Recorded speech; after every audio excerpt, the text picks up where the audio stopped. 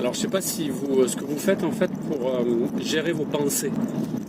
Il y a un texte biblique qui dit que tout ce qui est pur, beau, digne de louange, occupe vos pensées. Voilà.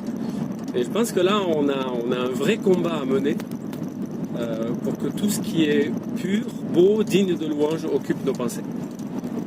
Et ce qui est dans notre tête, ça dépend sûrement de tout ce qu'on écoute, de tout ce qu'on voit, du temps qu'on passe avec nos amis, et ce que vont nous dire les gens, ce qu'on va écouter comme musique, ce qu'on va regarder comme film ou comme série.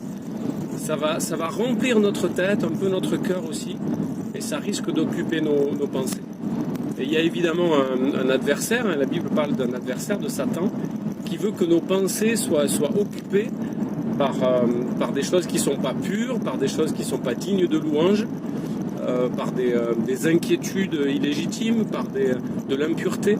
Voilà, il y a un adversaire qui veut vraiment remplir notre tête et occuper nos pensées. On a une grande responsabilité, c'est de veiller à ce qu'on regarde, à ce qui nous imprègne.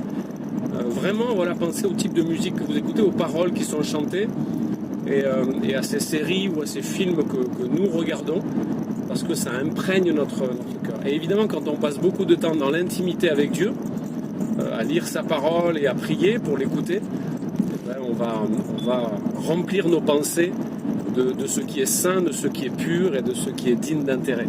Voilà, c'est un vrai combat pour que nos pensées soient belles, pures et remplies de choses qui sont dignes de louange, c'est-à-dire qui plaisent à Dieu.